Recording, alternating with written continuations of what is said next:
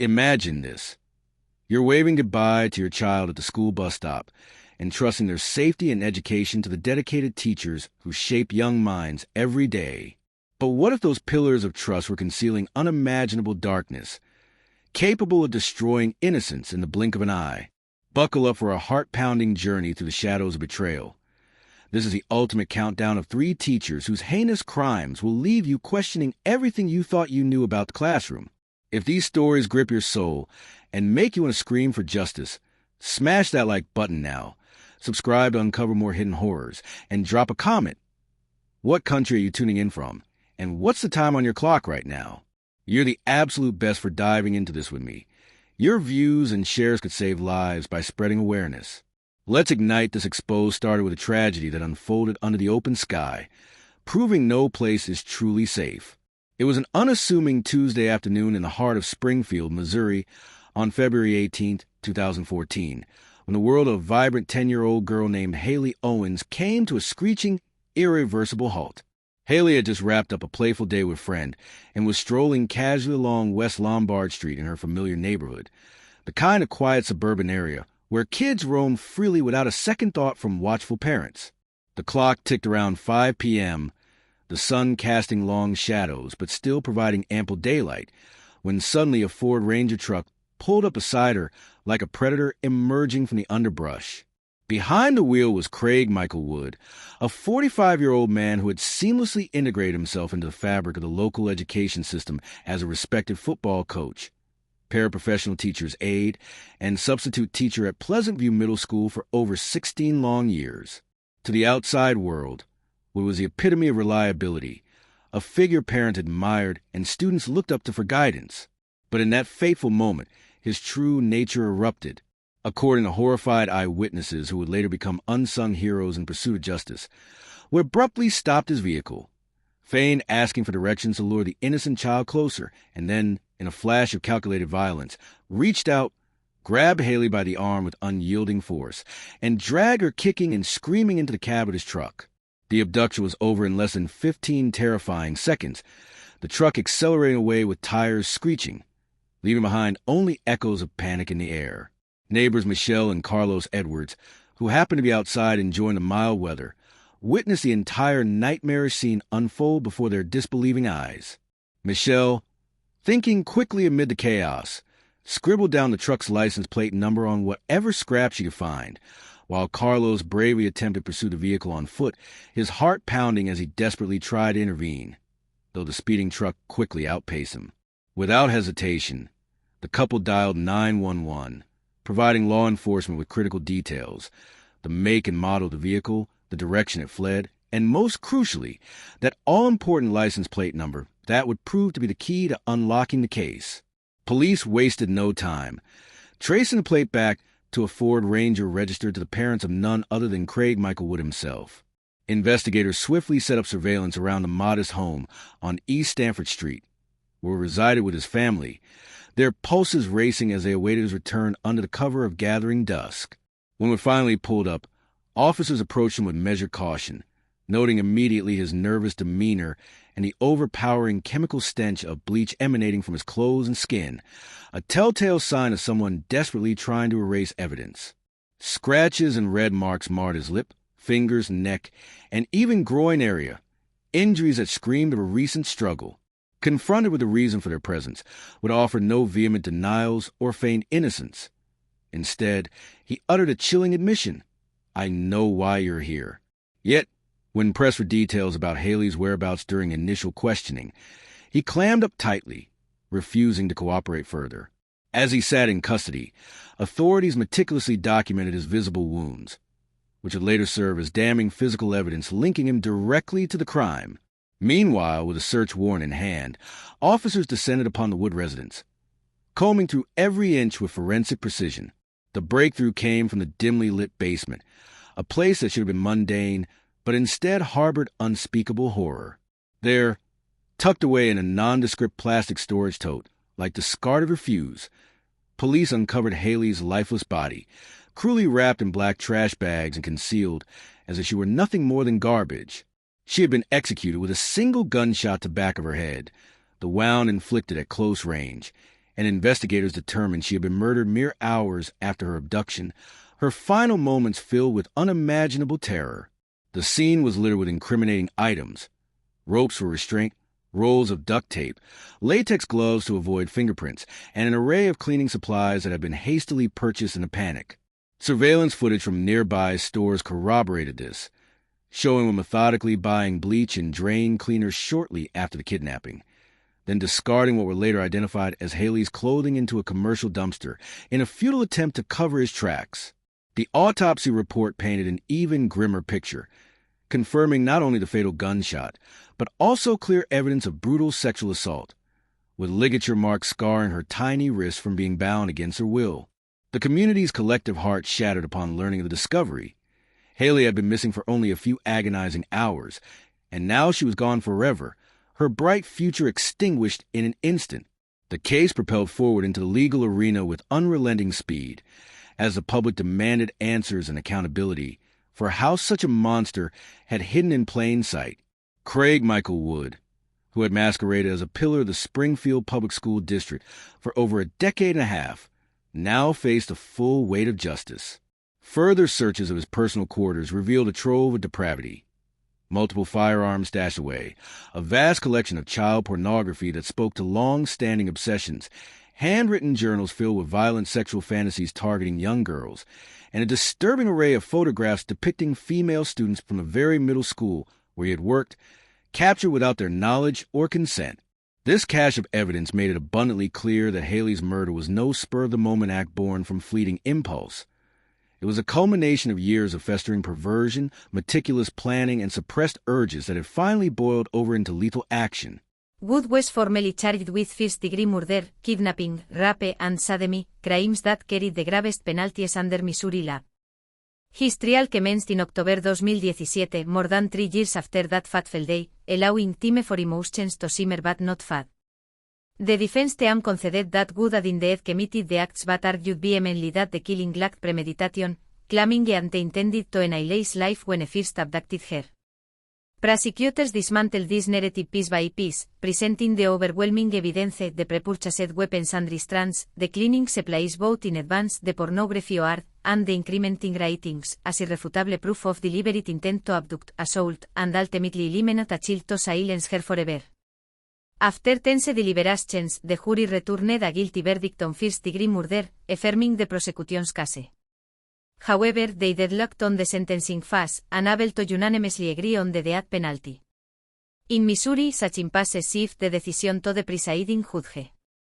On January 11, 2018, Judge Thomas Monjoy, weighing the heinous brutality of the crime, the evident premeditation, and the heartbreaking vulnerability of the young victim, sentenced Craig Michael Wood to death by lethal injection, ensuring he would face the ultimate consequence for his atrocities.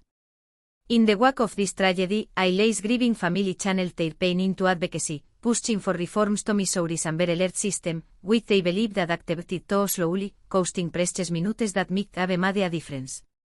Their tireless efforts bore fruit in 2019 with the passage of Haley's Law, a legislative change that streamlined communication protocols between law enforcement agencies and the alert system, expediting notifications when children vanished under suspicious circumstances.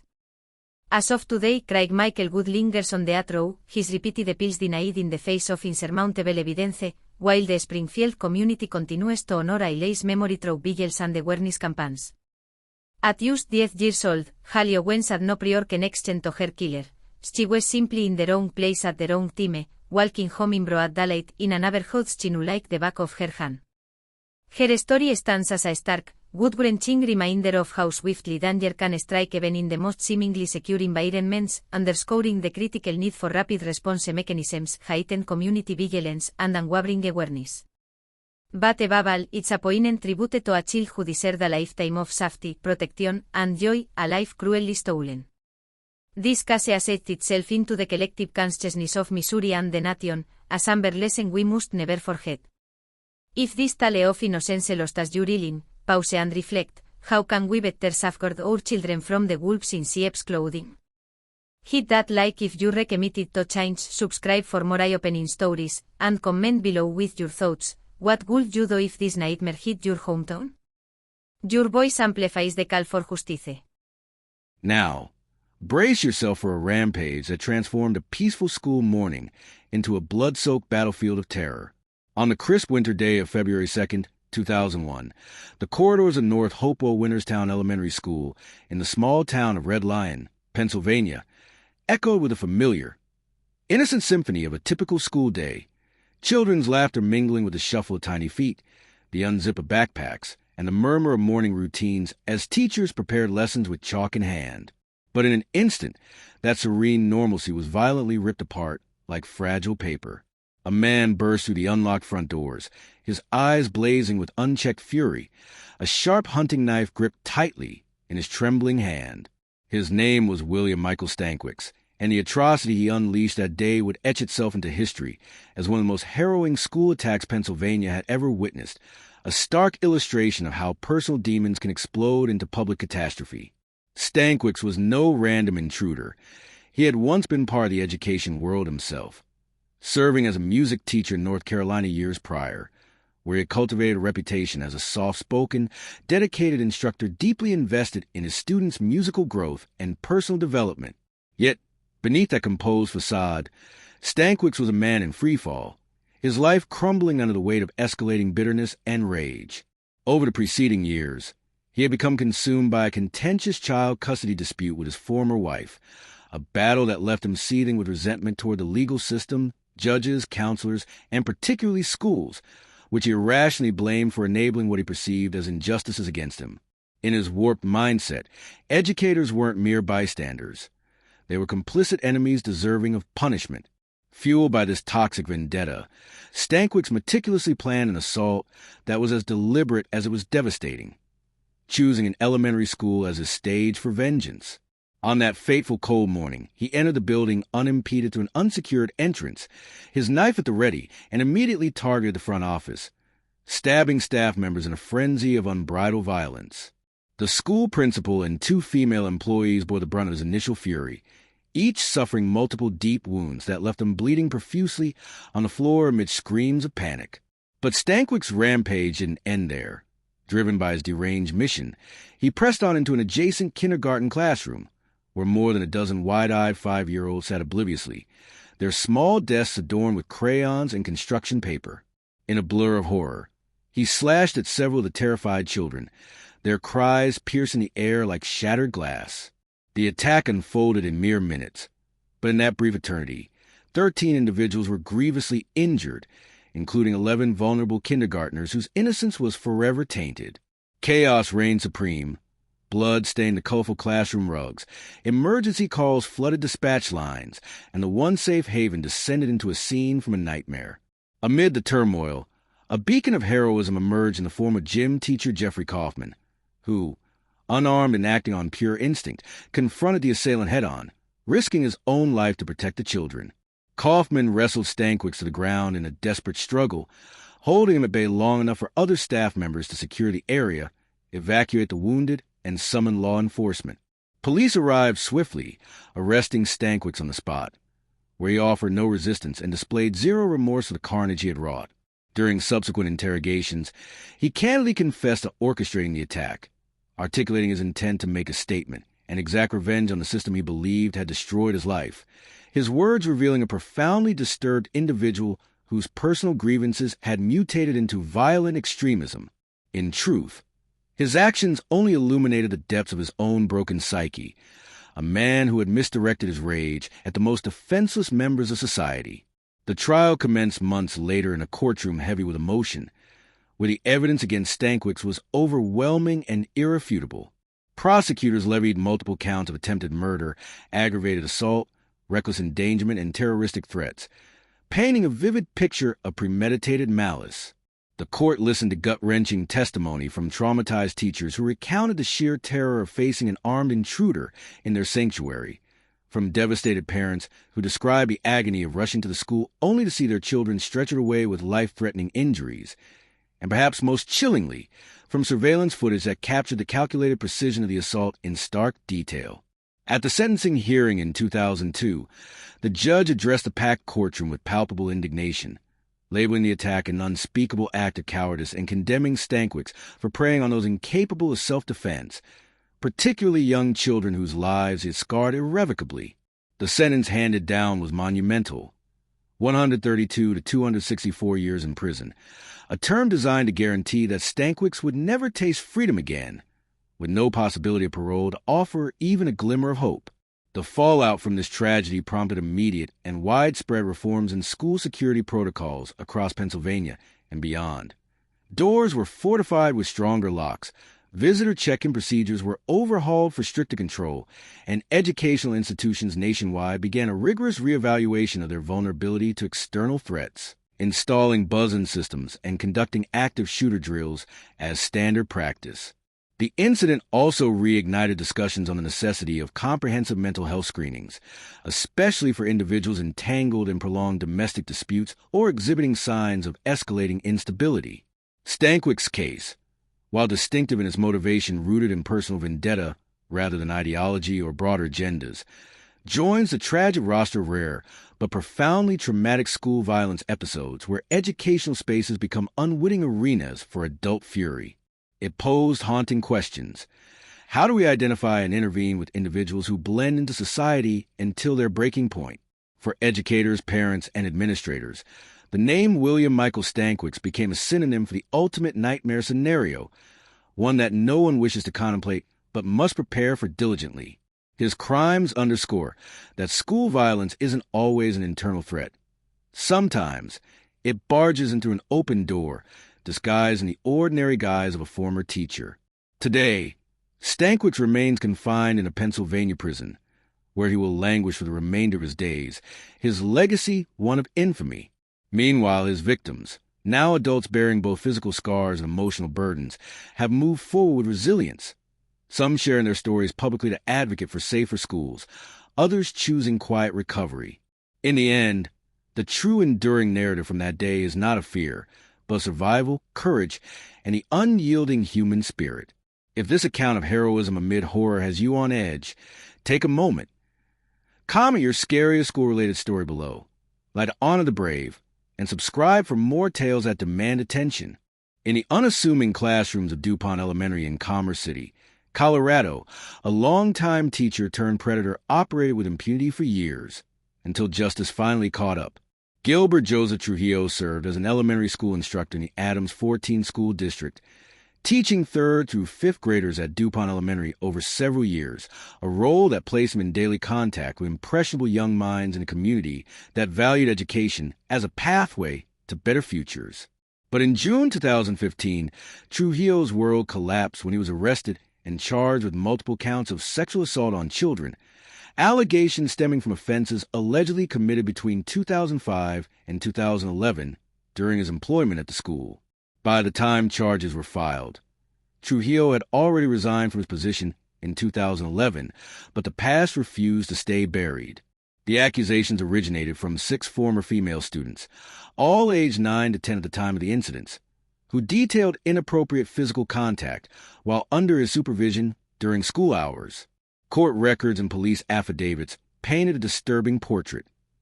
Trujillo would isolate certain students in his classroom during recess or non-instructional periods, closing blinds, locking the door, and engaging in acts described as hugging, kissing, and touching of a sexual nature.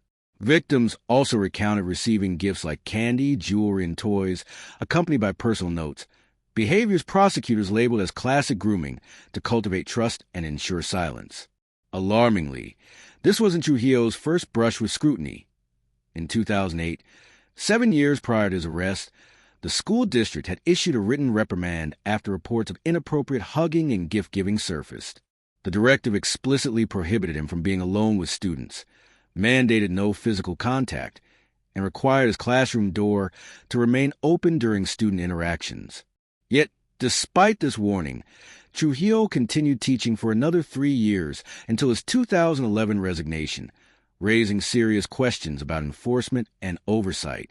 The district later admitted the 2008 response was inadequate and implemented stronger safeguards in response. Trujillo faced 11 counts of sexual assault on a child by one in a position of trust in Adams County District Court. The 2017 trial featured testimony from several victims, now in their late teens or early 20s, who describe how Trujillo fostered inappropriate emotional and physical relationships despite clear prohibitions. The defense argued misunderstanding and lack of criminal intent. But in February 2017, the jury convicted him on 4 counts involving 2 of the 6 students. Prior to sentencing, Trujillo attempted self-harm in custody and refused to attend the hearing, but proceedings continued. In April 2017, he received 25 years to life, eligible for parole only after 25 years minimum. The judge emphasized the violation of trust as an educator. Post-conviction, parents and community members criticized the district for not acting more decisively on early signs, particularly the ineffective 2008 reprimand.